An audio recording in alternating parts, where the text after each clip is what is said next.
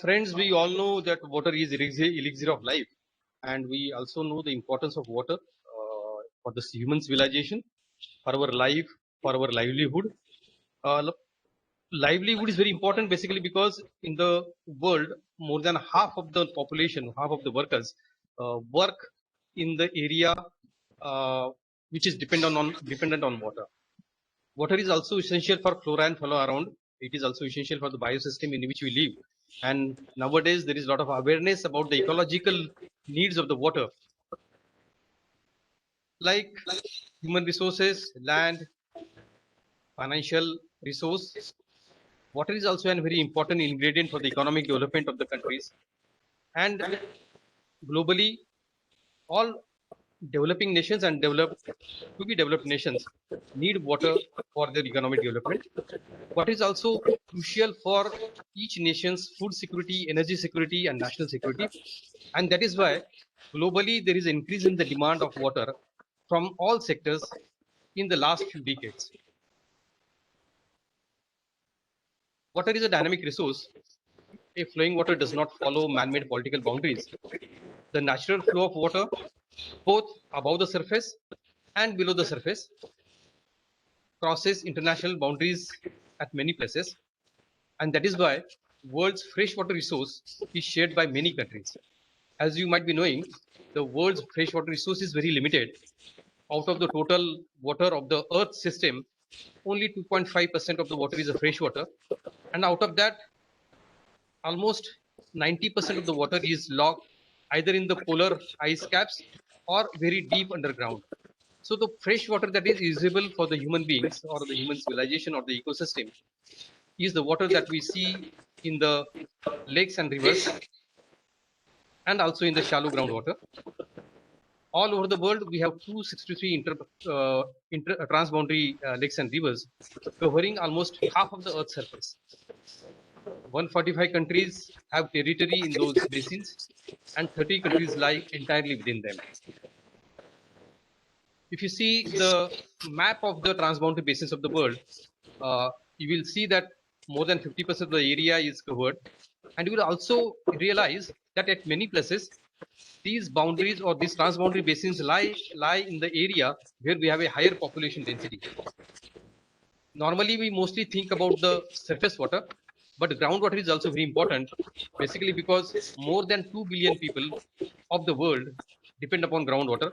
More than 40% of the irrigation across the world depends on the groundwater. And just like water disputes pertaining to the surface water or rivers or lakes, there is potential of water disputes for using the aquifers also. There are total 592 identified transboundary aquifers as shown in this map.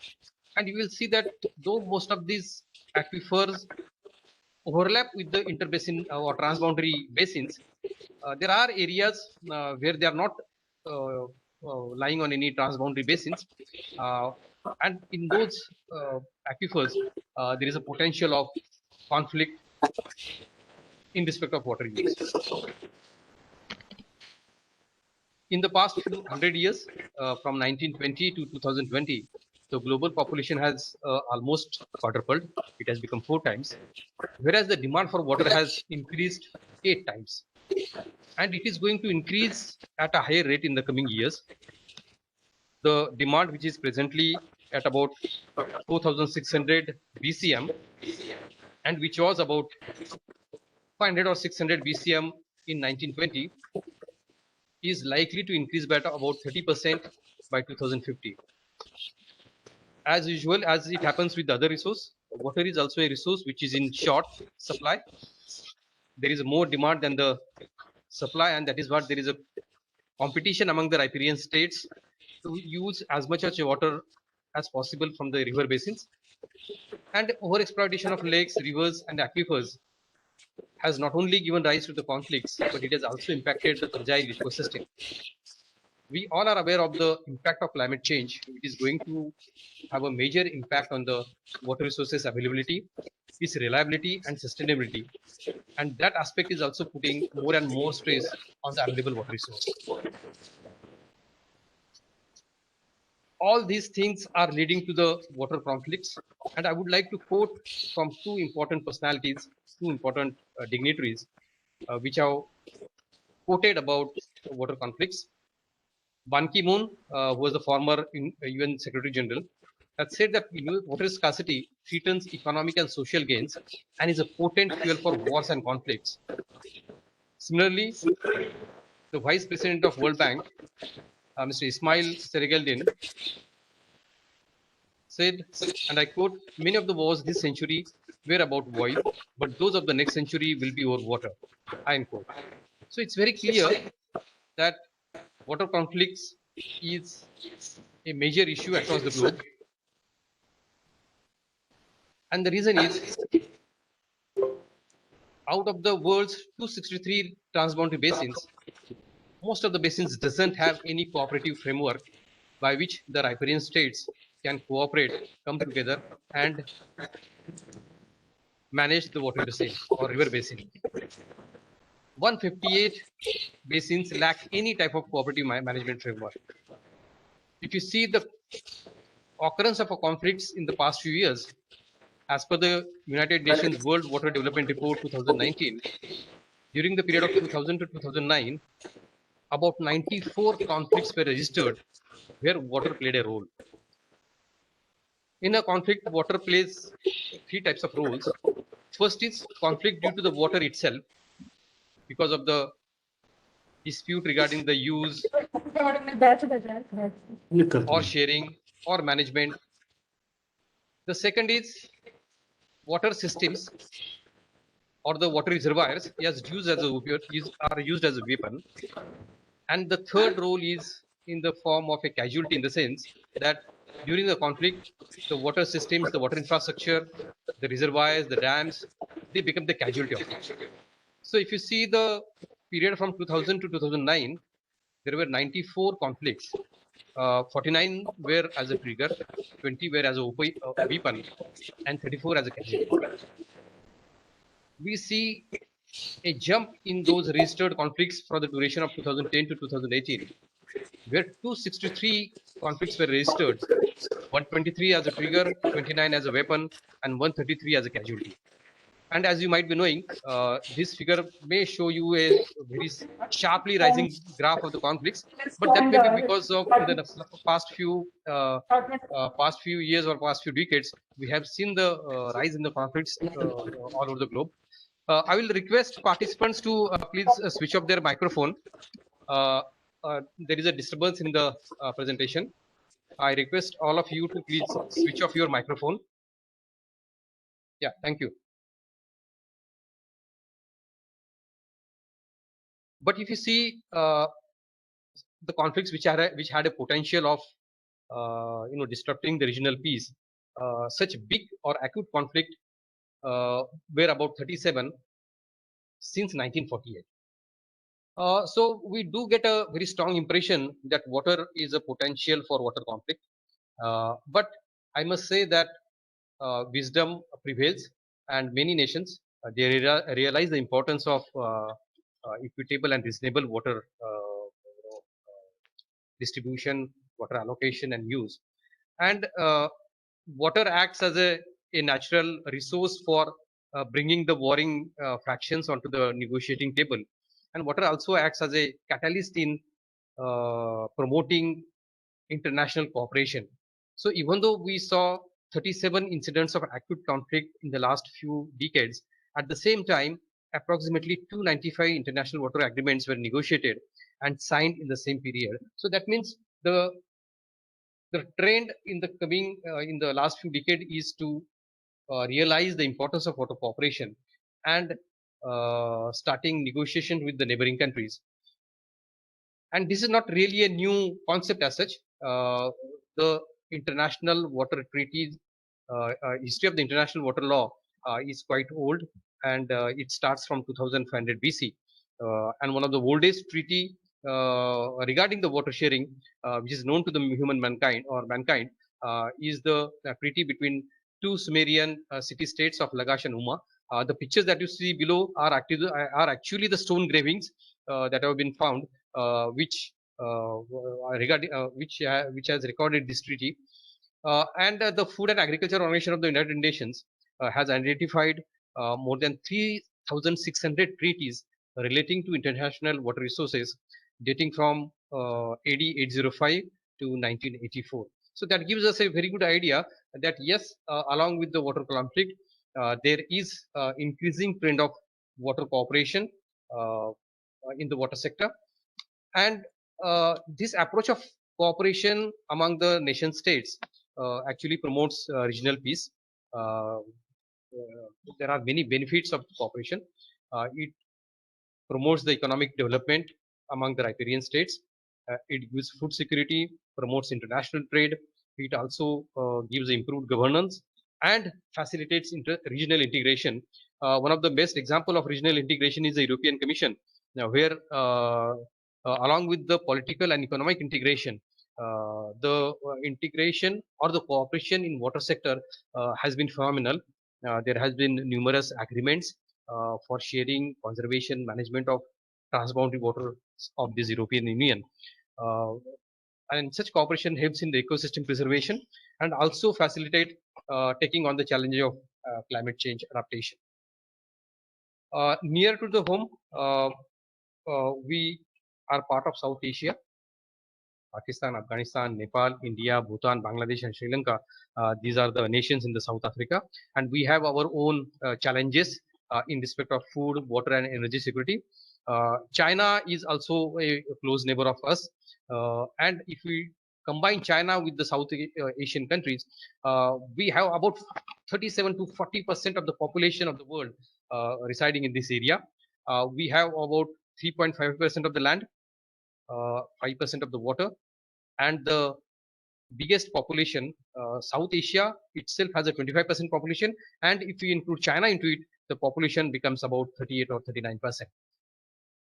So we have a very special challenge in the area, and that is why it is important that all the countries in South Asia and China cooperate with each other for the benefits of the people of this area.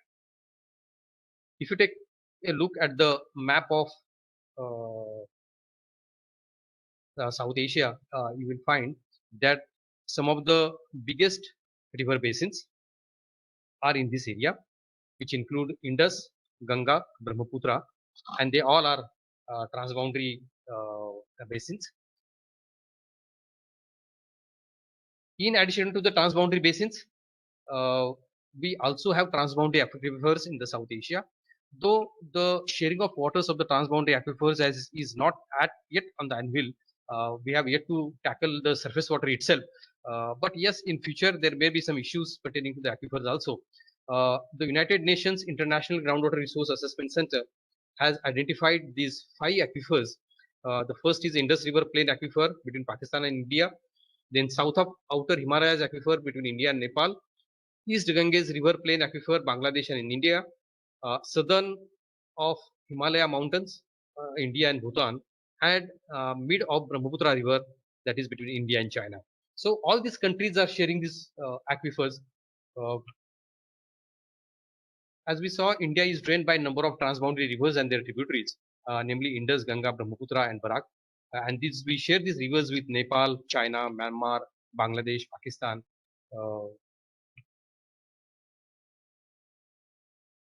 The international character of these rivers is an important factor in the national water resources planning. For India, most of the storages are planned near the north and northeastern states, very near to the international boundaries. And many of the links proposed under interlinking of rivers, particularly the Himalayan component, has international implications. So effective use of water diplomacy for water optimal utilization of the water resources sector is a very important aspect for the India. And at the same time, the strategic aspect associated with these rivers and river waters is also very important. The Constitution of India is the framework in which the whole executive, judiciary, and the legislature works. And there are very clear-cut guidelines regarding the international cooperation in our constitution. In the directive principles of state policy, it clearly states that for the promotion of international peace and security, the state shall endeavor to promote international peace and security, maintain just and honorable relations between the nations, foster respect for international law and treaty obligations in the dealings of organized people with one another, encourage settlement of international disputes by arbitration. Constitution also gives the power for legislations regarding the international agreements to the parliament. Article 253 states that the legislation for giving effect to international agreements, notwithstanding anything in the foregoing provisions of this chapter, Parliament has power to make any law for the whole or any part of the territory of India for implementing any treaty, agreement, or convention with any other country or countries or any other decision made at any international conference, association, or other body. So it's very clear that the matter of international relations is within the purview of union government only.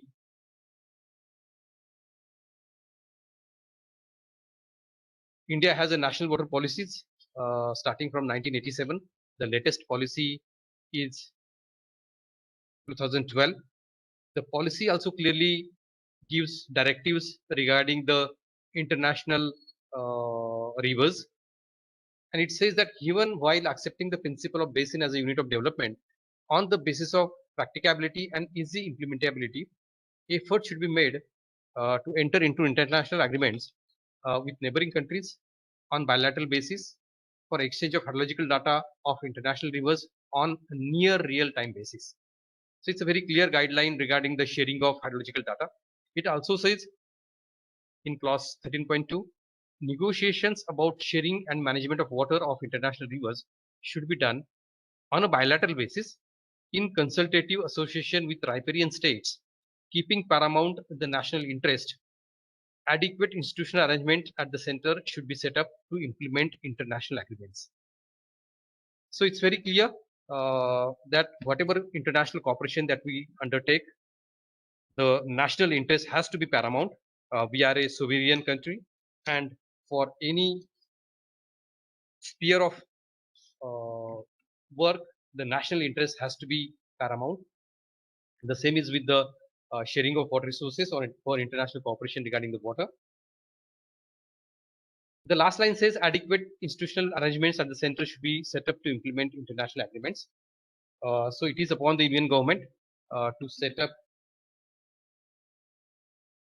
various mechanisms and institutional provisions for implementing the international agreements, and that is what is the main role of Department of Water Resources, RD and GR, under the Ministry of Jal Shakti, Government of India. Uh, Obviously, the primary responsibility of international cooperation or laying out the broad framework of the international cooperation with any country is a prime responsibility of the Ministry of External Affairs.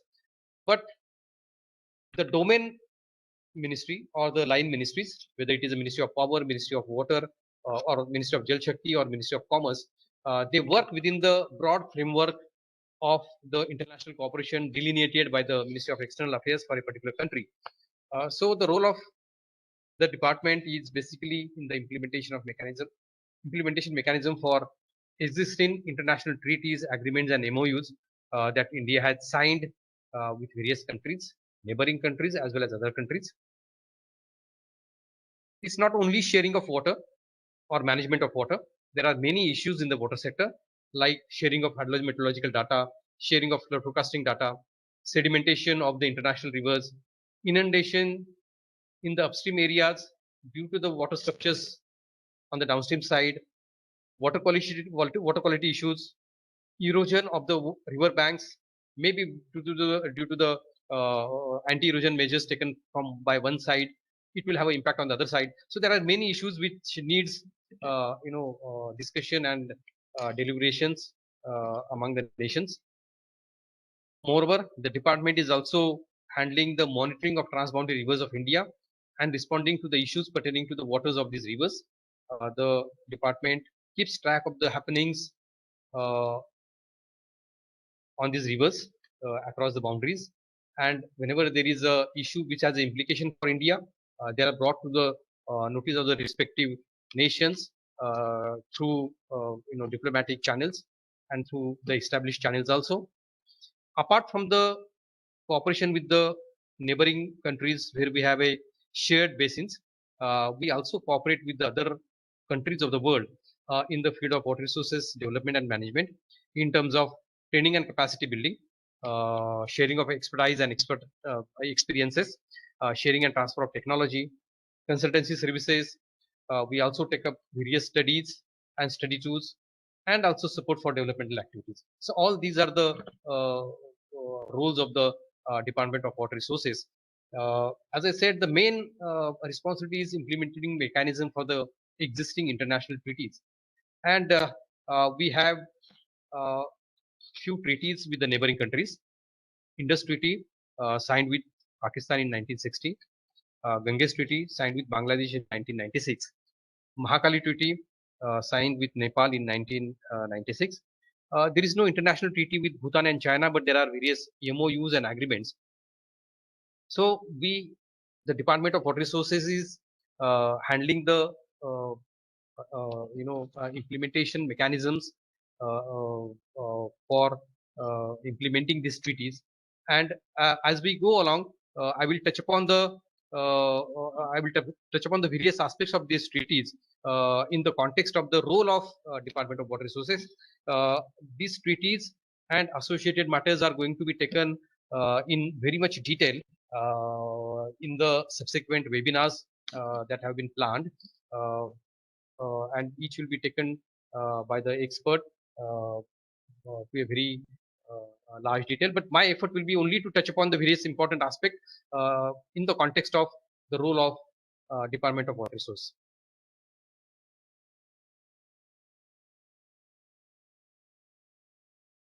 First, I will talk about the cooperation with the Bangladesh and the implementing mechanism that the department has put in place. Bangladesh and India shares about 54 major rivers, which includes Ganga, Brahmaputra, Meghna, Tishta. They are the common rivers. A Indo-Bangladesh Joint River Commission, headed by the Water Resources Minister of each country, is functioning since 1972, and all the matters pertaining to the water resources are discussed, deliberated, and efforts are made to maximize the benefits out of the international rivers. But the sharing of lean flows of the river Ganga become problematic in 1975 with the commissioning of the Farakka Barrage. India constructed Farakka Barrage just before the boundary of the Bangladesh, international boundary with the Bangladesh, and this barrage was used to divert water of Ganga into the river Hooghly, on which the Kolkata port is located. So, to provide sufficient water for the Kolkata porters, for the proper functioning of the Kolkata port trust, there was necessity to improve the flow of the Hooghly, and the same was achieved by diverting the water from Farakka Barrage. And this issue created problems, and the relationship with the Bangla was quite under strain. So series of agreements were put in place from 1975 to 1988, which were ad hoc in nature. And finally, in 1996, we signed a treaty with Bangladesh, basically to share the lean season water. Lean season is basically from January to May, when the Ganga doesn't have sufficient water to cater to the needs of India as well as Bangladesh. So this treaty was signed, and the treaty is to remain in force for 30 years, to be renewable by mutual consent. And to monitor this implementation, a joint committee has been set up, and this committee is being handled by the Department of Water Resources. Joint measurements are taken during the lean season on Ganga at Farakka in India, and also as Harding Bridge in Bangladesh. And the arrangements of these joint measurements, the committee makes sure that these arrangements are made to the satisfaction of both the countries. The treaty also stipulates an emergency situation when the discharge in the rivers falls below 50,000 cubic. There is a formula given below. I won't go into the detail of this formula because it will be taken in the respective session later on. Uh, this treaty also calls on the both sides to cooperate in finding a long-term solution for the augmentation of the lean season arrivals at Farakka. Because this lean season supply has to be augmented, then only the shortage of India and Bangladesh will be fulfilled, and the option for that is to transfer the water from other rivers, particularly from the Brahmaputra basin. So conceptually, there is a possibility of doing that. So this particular treaty calls on both the sides to work towards that solution, and it also directs the nations to conclude the water sharing agreements with regard to the other common rivers. So the other river on which the discussions has been taking place for quite some time is the Tista River. Here also there is a lean season flow which is not sufficient, and the integrated development of Tista River in association with the other rivers of the Brahmaputra basin can give a satisfactory solution, and the agreement or the treaty is in the draft stage, uh, and the further discussions are going on. There is a joint committee of expert JCE headed by Secretary Water Resources to work out a long-term resolution of 7 river basins, which include Tista, Dharla, Dudhkumari, Manu, Khowai, Gumti, and Mahuri. In addition to the water sharing of Ganga and Tista, there are other issues also which needs attention, and they are reconciliation of discharge data of the Tista, water quality. There are many local rivers which form the boundary between India and Bangladesh, and these rivers keep on shifting their course. So that is also one issue. Many times the countries take anti-erosion measures, but anti-erosion measure of one side has impact on the other side. So this is also an issue. Sharing of data, hydrological data in real time, and then flood embankments on the common rivers. But all these issues are addressed to a Indo-Bangladesh Joint River Commission, which is headed by the ministers of water resources, ministers of both the nations. Now coming to Nepal, as you can see it in this map, Nepal has many rivers which originate in the Himalaya, and they cross over to India, which includes Kosi, Gandak, Rapti, Ghagra, and Sharda, that is Mahakali. And there are many, literally hundreds of rivulets that they cross from Nepal to India. There is a lot of potential for water cooperation among these two countries, and many water resources projects have been conceptualized, including Pancheshwar, Purnagiri, Vedseti, Karnali, Upper Karnali, Bagmati, Kamla, Buri Gandaki, Sankosi, Sapkosi. But the relations between India and Nepal, diplomatic relations, are not on the base of the terms due to the political situation in Nepal, and we are not seeing the progress in the direction that we would like to see. In fact, India has very high hydropower potential to the tune of 42,000 megawatt, and India is the primary market for hydropower. So there is a lot of scope for cooperation in this respect. The project that I just told you in the previous slide, all these projects have a big potential for irrigation, hydropower, flood protection for both the countries. And for India specifically, the storages in Nepal can have a very beneficial impact on moderating floods and expanding the irrigation in Uttar Pradesh and Bihar plains. In fact, India has given assistance to Nepal in hydropower projects. Some of the hydroelectric schemes which have been already implemented includes Pokhara, Visuli, Western Gandak, and Devi Ghat. However, in the recent times, the hydropower development of Nepal is happening in consultation with the other private players from other countries. But as far as sharing of water is concerned, or joint development of common rivers is concerned, we have earliest agreement with Nepal, that is a Sardar agreement of 1929, then Tanakpur Barrage Agreement of 1991. But both these agreements were subsumed in the Mahakali Treaty that we signed with them in 1996, with Nepal in 1996. And this treaty has a Pancheshwar multi-purpose project as its core, and this treaty basically aims at integrated development of this river with Pancheshwar project at its core. We had Kusi agreement with we have a Kusi agreement of 1954, which was amended in December 1966. Similarly, Gandak agreement of 1959, and both these agreements, the works which was carried out under both these agreements is still functioning well. As envisaged in the Mahakali Treaty, the Pancheshwar multipurpose project is being undertaken by both these government. We will see more details of it in the next slide. But as I was telling, the cooperation on other multipurpose projects like Sankosi, Sapkoshi, Kamla, and Bagmati, they are also under consideration of both the governments for a number of years. And there is an institutional mechanism under the Department of Water Resources which is working on realizing this project. The Mahakali Treaty is basically focused around the Pancheshwar project. The treaty came into force in June 1997. It has a validity of 75 years. Reviewed by both the parties at 10 years interval. And as I said, the cooperation with Nepal includes multi-level institutional mechanisms under the Department of Water Resources. The highest level mechanism is a joint ministerial level commission on water resources, JMCWR, headed by Ministers of Water Resources of India and Nepal.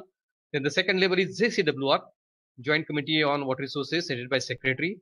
Then a joint group of experts, JGE, which basically looks after the physical and financial progress of the Pancheshwar project.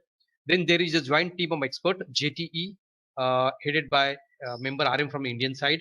Then there is a joint committee on Kosi and Gandak, joint committee on inundation and flood management, GCFIFM, which is headed by member coordination of Ganga Flood Control Commission. So we have multi-level, institutional mechanism, and we are consistently in discussion, in consultation with the government of Nepal and its various levels in furthering the cooperation in various aspects. The Sapkosi High Dam and Sankosi Storage Cum Diversion Scheme, they are the very important project for India, basically because they will have a flood control effect on the Kosi. They will also have a irrigation as well as hydropower benefit. The benefits of this thing have been given here in this table. India and Nepal has reached agreement for the investigation and joint DPR preparation way back in 2001. A joint project office has also been, established at Biratnagar. It has been given the task of doing the investigations, and this progress of JPE is reviewed by joint technical expert team, and the joint project office is still working on the investigations and preparation of DPR. The JPO has also been given the studies of Kamla and Bagmati projects, and they are also under progress. Though the progress is a little bit slow because of the law and order situation in the Nepal, and the investigation work is not going at the speed at which it is required to be. As far as hydrometeorological data is concerned, there are 42 HO sites in Nepalese territory, which was put in operation since 1989. Nepali side has also agreed to transmit hydrological data to India in respect of 5 key stations located on the river of Ganga, Kosi, Rapti, Bagmati, and Mahananda, and the data is shared twice a day. And there is also a master plan for upgrading this data transmission system for integrated flood management. There is also a Pancheshwar Development Authority established for development of Pancheshwar hydroelectric project. The WAPCOS, which is a public sector undertaking of this ministry, was given the task of preparing the DPR. They have submitted the DPR, and the DPR is under consideration of both the governments. As I said, in addition to the water sharing and hydropower, there are issues of inundation, particularly the issue of inundation due to the construction of works in the border areas between India and Nepal on various rivers. So there was one committee, India Nepal Joint Committee on Inundation Flood Management, GCIFM. This committee is now headed by Member Coordination GFCC, and as per the recommendation of this committee, the funding is given to Nepal. The construction of embankment in Nepal are being funded by the MEA on the recommendation of this subcommittee. Now coming to the institutional mechanism for treaty that we have with Pakistan. We share Indus Basin with Pakistan. You can see the map, the northern part of India, particularly the states of Punjab, Haryana, and Jammu and Kashmir. The Indus tributaries rise in the Ladakh region, in the western Ladakh. They enter into the India and then it crosses over to the Pakistan. At the time of independence, the boundary line between the India and Pakistan was delineated across the Indus Basin. There was only a unified irrigation system in Punjab at that time, and when this boundary line was delineated, the headworks of that irrigation works remained in India, and rest of the irrigation system was in Pakistan, and that gave rise to conflict regarding the utilization of irrigation water from the existing facilities. The negotiations were held under the good offices of the World Bank, which culminated in the signing of Indus Treaty in 1960. The treaty was signed in Karachi on 19th of September and became effective, but it became effective before the signing, that is 1st of April. The essence of the treaty is basically that the entire waters of three eastern rivers, Satluj, Beas and Ravi, was given to India except for domestic, non-consumptive and irrigation uses by the Pakistan as specified in the treaty. Similarly, the waters of three western rivers, namely Indus, Chenab and Jhelum, less certain uses by India as specified in the treaty was given to Pakistan. The treaty specified a mechanism of two Indus commissioners, which was to constitute as a permanent Indus commission to implement the treaty.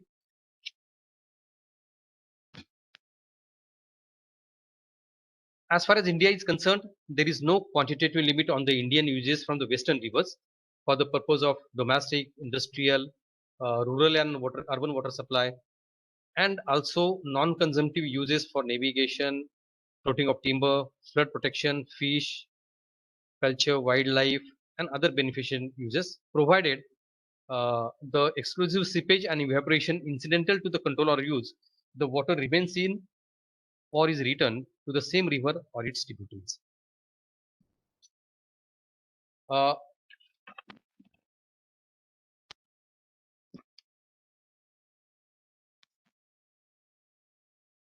India has also been permitted by this treaty to construct storages up to the extent of 3.6 million acre feet.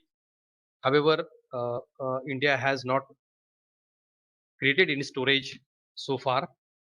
India has also been permitted agriculture use of 9.12 lakh acres till the storages are constructed, but our use is up till now quite below that level, that is 7.59 lakh hectares almost. And uh, if we construct the storages, we are allowed to go up to 13.43 lakh acres of irrigated crop area. So there is still quite a large margin, quite a big margin as far as our irrigation needs are concerned. There is no limit on the hydropower generation from the western rivers. India has developed about 3,500 megawatt of power. 7,000 megawatt is under process. The cooperation of Pakistan as far as Indus Water Treaty is concerned is through the Permanent Indus Commission. The two commissioners, one from India and one from Pakistan, constitute this Permanent Hindrance Commission, whose purpose is to basically establish and maintain cooperative arrangements for implementation of the treaty, promoting cooperation between the parties in the development of the waters of the river, to settle any questions arising out of the treaty between the parties. The Commission is also required to undertake periodical inspection of rivers for ascertaining the facts. The Commission has to meet regularly, at least once in a year, alternatively in India and Pakistan. Uh, the Commission may also meet as and when requested by the other commissioner, and they are also required to submit annual report to the Government of India and to Government of Pakistan. As provided in the treaty, India has provided and is providing information about the project which it is planning on these rivers to the Pakistan. Every month, India is providing the data in respect of monthly flows and utilization of the Indus Basin. This data is being exchanged between India and Pakistan. We also convey to Pakistan the irrigated crop area every year by before 30th of November.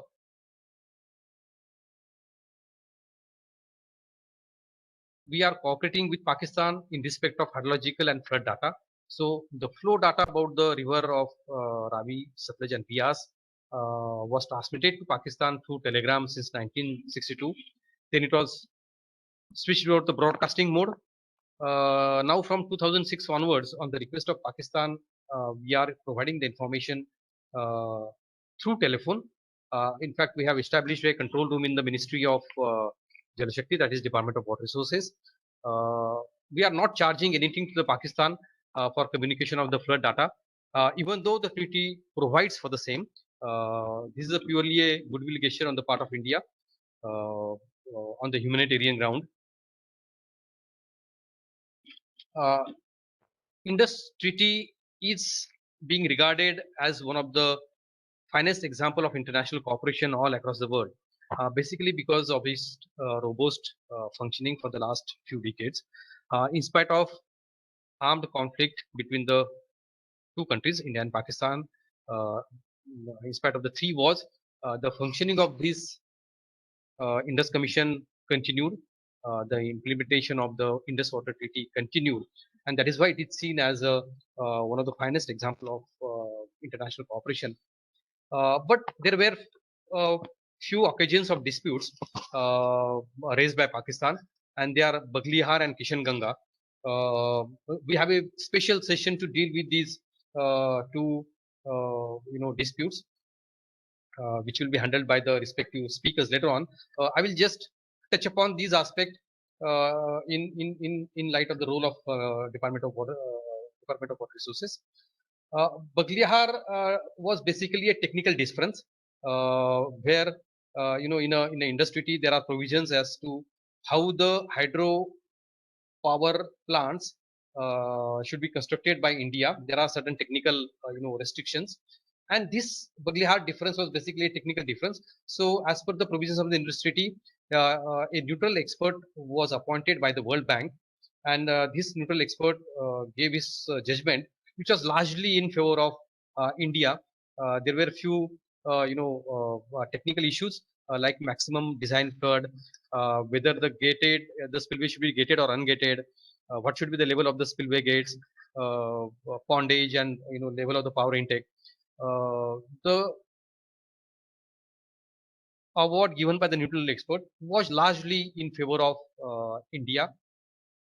However, the Kishanganga dispute, it was basically raised on the plea that India has violated the Indus Treaty, because in Kishanganga hydroelectric project, there was a diversion of water of the river from the main river to its it's another tributary, and then that tributary again joined to the main river. But this diversion was basically objected by the Pakistan, and as per the provisions of the treaty, Pakistan approached International Court of Arbitration. There were basically two questions. One was regarding the diversion, and the other issue was regarding the depletion of reservoir level for this run of the river plant below dead storage. the International Court of Arbitration gave some interim measures. It also gave a partial award and then the final award.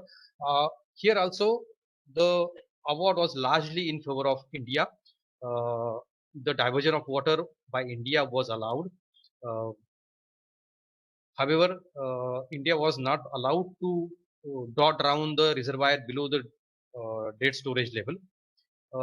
One of the important aspect of this Kishanganga dispute is basically that the Court of Arbitration ordered India to maintain minimum flow in the river.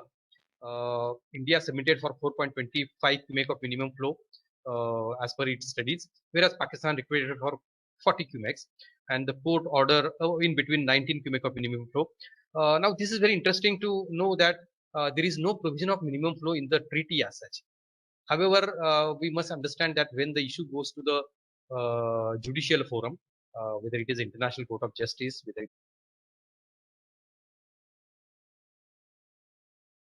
Helsinki rules and the Berlin rules.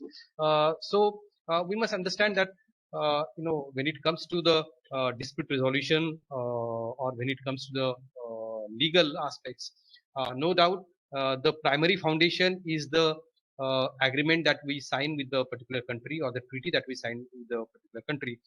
But then the legal issues are always interpreted in terms of the prevailing principles of international water law.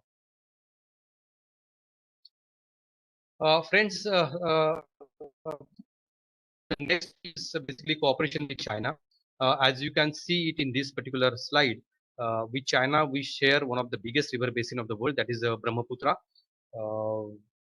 We do not have any agreement or treaty with China for sharing of the water resources, but we do have MOUs signed with China from time to time for sharing of hydrological data and forecasting data. The first MOU that was signed with China in respect of hydrological information was in 2002, and it was signed for about 5 years of duration. This MOU has been basically for hydrological information of 3 stations, Nugesha, Yangpyong, and Nuxia, located on the Yalung-Zangbu, that is the Brahmaputra river. Yalung-Zangbu is the name of the Brahmaputra in China. Initially, we used to take this data from 1st of June to 15th of October every year. This 5-year MOU was renewed from time to time. It was renewed in 2008. Then again, it was renewed in 2013. In 2013, the duration of the data period was increased from 1st June to 15th of May. Recently, in June 2018, when our Prime Minister visited China, this MOU was further renewed with provision that in addition to the flood season data, we may share the non-flood season data also whenever the water level exceeds mutually agreed level. So MOU is under operation, and we are receiving regular data from China during the flood season as well as during the non-flood season whenever the water level is the given level. The other MOU that we have with China is regarding data sharing on river Satluj or Langkwing Zangbo in the Chinese territory it is called. This MOU was signed in 2005 during the visit of Chinese Premier to India. This MOU is also being renewed from time to time. The renewal was in April 2016. So this MOU is as of now expired, and the MOU is being renewed again. The process is going on. Process has been going on, and in the meantime, China is providing the data on the request of India. As you might be knowing, on Satluj River, we had certain incidences in the past, in 2005 and also 2013. On when there was in the upstream area, a lake was formed Parishu Lake, and there was a danger of this lake busting out and you know causing damage to the downstream area. During also and during 2013 also, the Indian authorities were in touch with the China, and Chinese authorities also cooperated. So there is a good cooperation between India and China as far as sharing of hydrological data is concerned. There is an expert level mechanism to implement or to work out the modalities of this data exchange, and also any other for discussing any other issues on emergency management. This expert level mechanism is headed by joint secretary officer from each country. From our side, Commissioner Brahmaputra and Barak, Commissioner BNB is heading this ELM. Every year, the meeting is conducted alternatively in China and India. Up till now, 12 meetings have taken place. And during this meeting, the modalities for implementing the MOUs is discussed and implementation plan is signed. The latest meeting that was held was the 12th meeting that was held in Ahmedabad in June 2019. The other aspect of cooperation with China is issue of media reports regarding the Chinese projects on the Yarlung Tangspo, that is Brahmaputra. The two reports which are appearing in the news are basically that China is constructing a 1,000-kilometer long tunnel to divert the water from Brahmaputra River in Tibet to the water short area of Xinjiang region, northern region of China. And other recently in the news in the month of December was basically 60 gigawatt power project inside the Grand Canyon, which is in the lower part of the Brahmaputra. The river goes by about 2 kilometers short span. These two issues are always there in India, though officially there is no communication from or information from China as such. At a diplomatic level, the issue is taken up by Indian government with the Chinese government. However, recently when the news about the 60 gigawatt hydropower project came in the media, the commissioner there was another media report that the commissioner BNB responded to that report that India is also planning a 10 gigawatt hydropower project in Arunachal Pradesh to mitigate the adverse impact of the Chinese dams upstream. So there is always a issue in discussion basically because it will have implication for India in terms of water quantity, in terms of natural flow of the water getting disturbed, in terms of strategic implications for India, so on and so forth. But as I said, there is no agreement or treaty between India and China on these issues. So, in the absence of any treaty, whenever such issue arises, the diplomatic channel is used to convey the concerns to the Chinese authorities. We are going to have a special session, and Commissioner BNB from the Department of Water Resources is going to take that session and get a full overview and more details of this issue only. So I will not go into much of the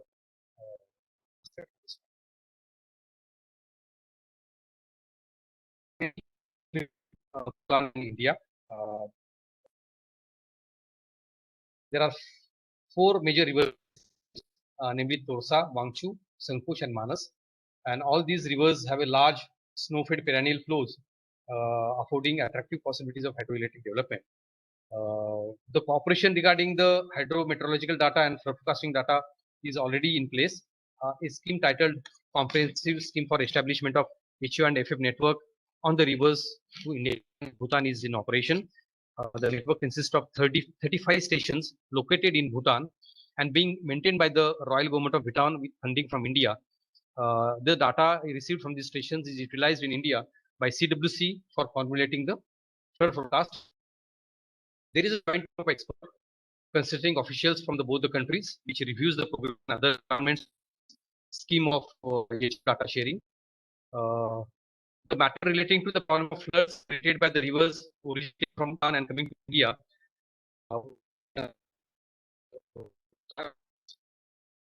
Bhutan has also a very high hydropower potential to the tune of 30,000 megawatt. And India and Bhutan has a close cooperation in respect of hydropower project, basically because India is the main consumer of this power that is generated, and Bhutan economy can benefit immensely by this cooperation. Many joint projects has already been executed. Chukha, Karichu, Tala, Mangdechu, they are the projects which have been already in operation, and many projects which are under joint execution or planning stage includes Punat Sangchu, phase 1 and 2, Kholangchu, Kurigumri, and Sankosh. Punat Sangchu project is already under construction. However, there is an issue of right bank major slide, and the work is on hold. Punat Sangchu phase 2 is likely to be completed by 2040. Work is going on, and other major projects having a substantial generation like Puri Gongri and Sankuch, they are also in the investigation and DPR stage. In addition to these, there are many projects which are in the conceptualized stage. However, the agreements are to be yet to be worked out. So we have a very good cooperation with Bhutan. Bhutan is a friendly country, and there is no issue as far as water resources cooperation is concerned. We also share few rivers with Myanmar. Actually, a number of small streams rising in eastern Manipur drain into Myanmar. We also have a small hydroelectric project, Loktak. There is no likelihood of any conflict of interest. Here also Myanmar has a very huge hydropower potential to the tune of 1 lakh megawatt, and out of which about 40,000 is already identified for development. So there is a scope for Indo-Myanmar cooperation for joint development of these hydropower stations, particularly on Chidwin River. In fact, there was some work was actually going on. NHPC was working on two projects, Samanthi and Swejai. However, government of Myanmar withdrew from this project in 2013 on the basis of social and environmental issues. The other aspect of cooperation with the Myanmar is regarding the access to the sea from Mizoram side. As you can see it in this small map appended below, there is a potential that we can connect Kolkata port directly to the Mizoram by way of sea link up to Sittwe. From Sittwe to Peltewa, the Chimtumui River has a navigation potential, and from Paletwa to Indo-Myanmar border, about 110 kilometers, there is a road. So this multimodal transport system is very beneficial for India because it will give a direct outlet from Mizoram to the sea, and we can connect it to various ports of India. So work is going on this Kaladan multimodal transport system. Now this was the arrangements or agreements with the neighboring countries. However, we are also keen to have cooperation with the other countries of the world for sharing of experience and expertise in various aspects of water resources development and management. We want state-of-the-art technology and knowledge in India, and also India has also developed its own knowledge in various sectors which we want to share with the other people. So we have signed MOUs and agreements with various nations, particularly in training and capacity building, transfer and share of technology, sharing of experience and expertise, specific studies and research, consultancy services, support of developmental activities. And these issues are basically for topics like integrated water resources development, decision support system, flood management, water conservation, recycle and reuse of water resources. It also is there for the water quality management, river development, irrigation management, efficient use of water, so on and so forth. We have a close cooperation with Australia because that is a country which is having a very on integrated water management. We have having a MOU since 2009, which has been renewed in 2014 and also then in 2020. There is a provision of joint working group, and this working group under the aegis of Department of Water Resources meets regularly in India and also in Australia, and various studies have been taken up, like studies of Suvarnarekha Basin. So a lot of cooperating this Australia. Then we have MOUs with Republic of Rwanda, Iran, Iraq, Fiji, Bahrain on various aspects of WRDM. We also have a very important MOU with European Union, which was signed in 2016 It also has a provision of joint working group. This group is guiding a lot of studies, particularly the basin studies of TAPI, also water use efficiency studies of 3 projects. Recently, this MOU has also been renewed. European Union is also, helping us in river development of Ganga, particularly the water quality management aspect of Ganga. In fact, we have one special session devoted on the topic of cooperation with other countries, which is going to be taken by Sri Sunil Kumar, and he will dwell upon the details of the bilateral cooperation in various aspects. Recent MOU include MOU with Japan and USA in the field of IWRM, water use efficiency, capacity building, flood management, and decision support system. The Department of Water Resources has one public sector undertaking called Water and Power Consultancy Services, WAPCOS, one of the mini Ratna under the aegis of Ministry of Jal Shakti. WAPCOS is at the forefront of sharing knowledge, expertise, consultancy works, and also implementing projects in various countries. It has a presence in more than 47 countries, and the recent MOUs signed includes Cambodia, Kenya, Tanzania, Myanmar, Georgia, etc. The work of international cooperation in water sector is looked after in the Department of Water Resources, River Development and Ganga Rejuvenation by various wings. The wing Administration, International Cooperation, Groundwater looks after the externally aided projects, policy matters related to the projects, programs with the assistance of World Bank, ADB, JICA, UNESCO, etc. It also looks after the bilateral and multilateral cooperation and signing of MOUs foreign countries, except the countries with which have a common rivers, because that passport is seen by the different wings of the ministry. It also looks after the foreign deputation and training. The B&B wing, Brahmaputra and Barak wing, has a Northeast division which looks after the matters of China and Bhutan and all matters related to hydropower development in the Northeast. The flood management wing looks after the India-Bangladesh matters, that is the matters pertaining to Ganga Treaty and its implementing mechanisms, all the committees and commissions. And it also examines the multi-purpose projects, irrigation projects and power projects from the international angle in light of the Ganga. The FM wing, Senior Joint Commissioner 2, looks after the India-Nepal matters, Mahakali Treaty, and various committees associated with it. River Development and Public Policy, that is RD and PP wing, looks after the coordination with International Commission on Irrigation and Drainage, ICID, UN organizations such as UNESCO, UN Environment, FAO, etc. And it also looks works related to the World Trade Dam Rehabilitation and Improvement Project, that is a TRIP project. As I said, the Indus Treaty has a provision for permanent Indus Commission, and India's Commissioner Indus is the head of the Indus Wing. This Indus Wing looks after all issues pertaining to Indus Water Treaty, all the matters like supply of information, supply of gauge and discharge data, supply of irrigated crop area information, communication of the flood warning messages, and all the projects which are envisaged or being constructed in the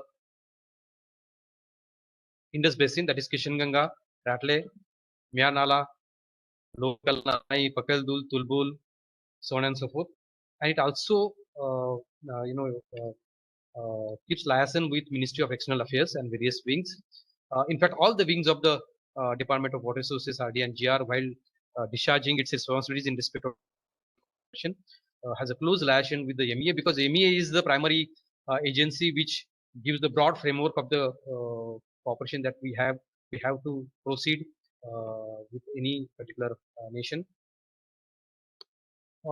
The other aspect of international cooperation is basically the role of international financial institutions like World Bank, Asian Development Bank, Japan International Cooperation Agency, JICA, and the new development bank, which has been basically founded the BRIC countries, Brazil, Russia, India, China, and South Africa.